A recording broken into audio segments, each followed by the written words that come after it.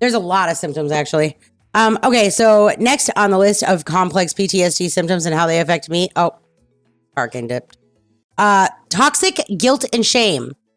Like, maybe I should have defined this one. Maybe I should have looked it up and been like the psychological definition of toxic guilt and shame. All I know is that I was so bad in the worst part of this illness, where I was so bad that nobody deserved to have to put up with me. Nobody should be forced to interact with me.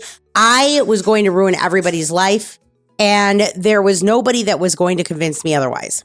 That's what that was.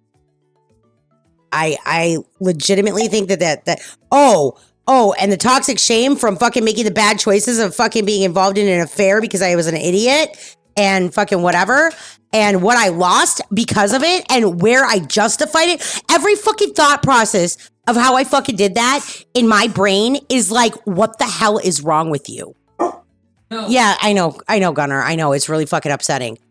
It, like, legitimately, like, I would turn around and take an action that was done to me that was absolutely unhealthy and atrocious or hurtful or demeaning or abusive.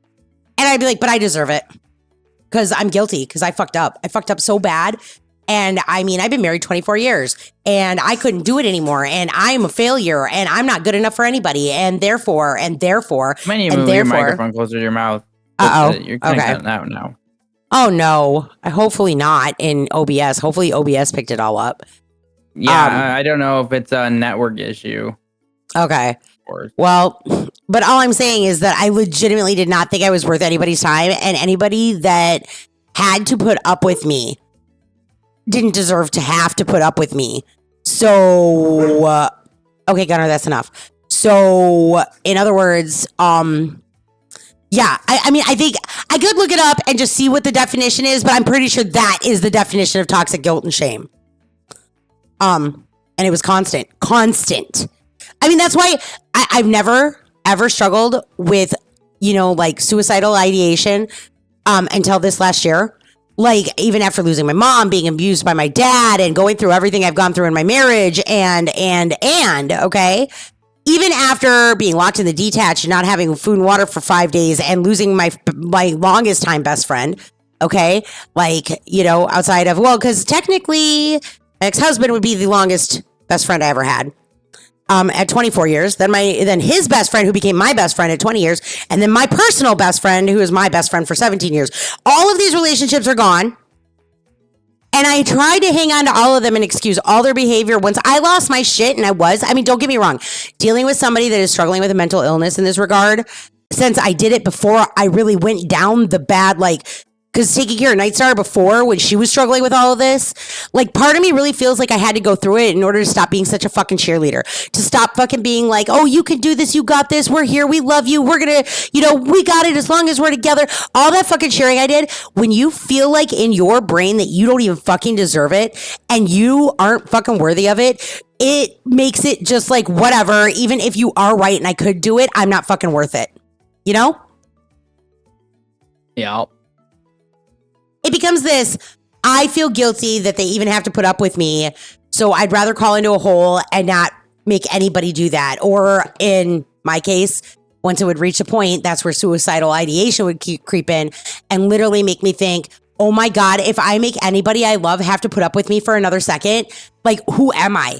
I loved everybody else more than I loved myself, and I did not want them to have to fucking deal with me. I mean, you better hope I don't get fucking something like Alzheimer's, because if I have a minute of lucidity, you're gonna have to put me in a fucking wing where they lock me down if you don't want me dead, because I'm probably gonna just go that way of things.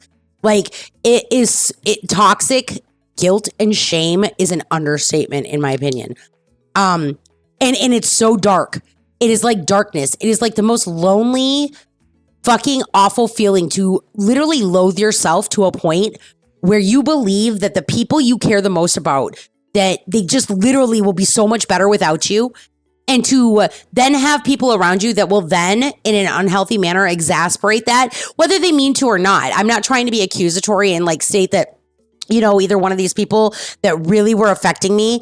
I'm not trying to state that they were like trying to push me to the fucking, over the brink of suicide. Okay. I'm not saying that. We're going to have to put I have to remember this one. I need to put a trigger warning on because this is a topic that I know people don't want to talk about it. And I know it's really like hard, but like to be on that side of things, so many people, I didn't before now. I being a national domestic violence and national victims advocate in all the way, all the forms it could be victim. I went through all their training so that I could understand everything from your, white collar crimes victimization to sexual assault victimization, domestic violence, you name it. And all I will say is that when it comes to this stuff, I never would have anticipated that somebody who thought that they were as awesome as they thought they were, like I did, I was so proud of being me.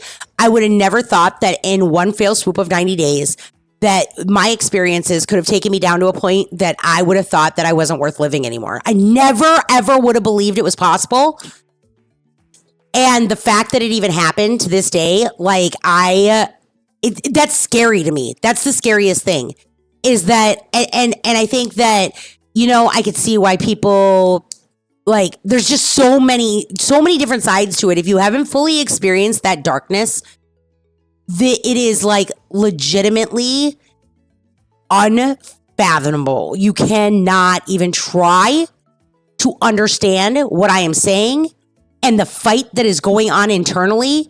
And in that moment, there is only one fight going on. When people take their own life, there's only one fight going on, and that is the fight with themselves. And one side is going to win. That's just the way it is. It is literally all I can do is pray that anybody that is feeling that way or anybody that feels like they're in that kind of darkness. My grandmother used to say this too shall pass. And I used to tell her that I wish it would pass faster.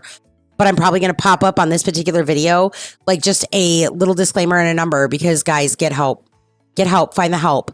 Find the help.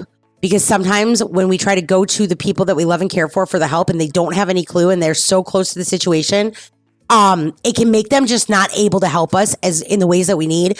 And the best way is to educate yourself, understand why you're feeling that way and do what is in your control to try to turn it around. And that may require professional help, in my opinion.